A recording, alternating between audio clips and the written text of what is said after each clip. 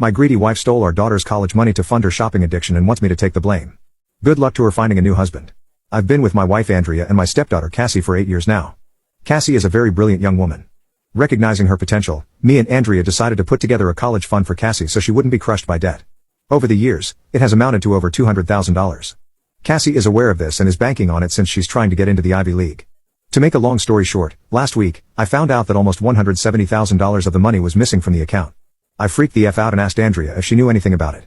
She teared up and said that she had been spending the money over the years to fund her spending habit. Of course, I was furious, but I had a moment of clarity. I asked her if she was having an affair. She adamantly denied it and offered any proof I needed. Social media accounts, emails, her work phone, everything. She offered to show me the receipts as well. There was nothing that popped out as suspicious, and the math from the receipts added up as well, so I let it go. But we still had the major problem of the money being gone. She described herself as a shopping addict, and the money from Cassie's account was just too tempting not to use. She didn't make excuses but offered no solutions. As stated before, I was beyond furious. She ruined Cassie's chances at going to college debt-free and has changed the trajectory of her whole life.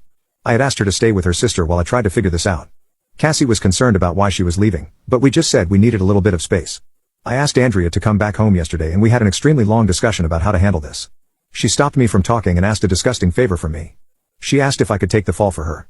For context, she and Cassie don't get along for a variety of reasons, and knowing how independent Cassie is, she will probably leave right after college if not during. Me and Cassie get along very well and she comes to me for a lot of her issues. Andrea fears this will permanently drive Cassie away and she doesn't want to lose her. I told her that before we even talked about that, she needed to acknowledge her mistake and own it. She needed to go to individual therapy and find a shopaholic support group. I will be controlling the finances from now on. She said those terms were steep but fair. I said she needed to tell Cassie what she did, apologize, and hope for the best. She refused and said she could never lose Cassie. She said I could survive the mistake, but she couldn't. I told her that to even consider me taking the fall, she needed to agree to my terms. I don't know what the hell to do. The last thing I want to do is lie to Cassie, but I don't want Andrea and Cassie to split up forever. And the worst part about this whole thing is that Cassie's life is ruined either way. I talked to Andrea deep into the night. She went back and forth with me on admitting to Cassie what she did. She said that she or even both of us could get loans and take care of the money then. I said she had a problem and she needed to make amends, which was a talking point from here. When I threatened her with divorce she agreed to tell Cassie. I guess she's afraid of losing everything. That afternoon we sat Cassie down and told her the facts.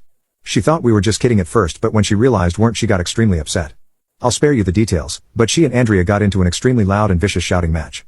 Cassie called her some truly awful names and Andrea, while she didn't curse at her, tried to defend herself but started getting angry at the names she was being called. They were so loud that the neighbors called the police. I had to awkwardly explain the situation to them while hoping they didn't think I was some kind of wife beater. Cassie told Andrea that she never wanted to speak to her again and that she never wanted a dime of her money and stormed off. I asked Andrea at this point to stay with her sister indefinitely while we give Cassie and me some space. She didn't want to go, and she fought me to stay, but I told her I and Cassie needed time apart from her. So she packed her stuff and went to her sister's house. As for Cassie, she went to her room and locked the door. She let me in after I told her that her mother had left. She cried in my arms and expressed that her future was now ruined. I told her it wasn't because I would cover her college from my retirement, and that I would make it right. She doesn't exactly know what a 401k is yet, but she told me that she doesn't want me to work until I'm 90 like the people at Walmart just because of her. I just told her she's worth it, and that you do stupid things for the people you love.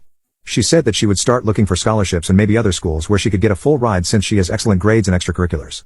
I then admitted Andrea wanted me to take the fall for her and that I had considered it, but I came to my senses. She got upset with me and told me that would have been the stupidest thing I could have done.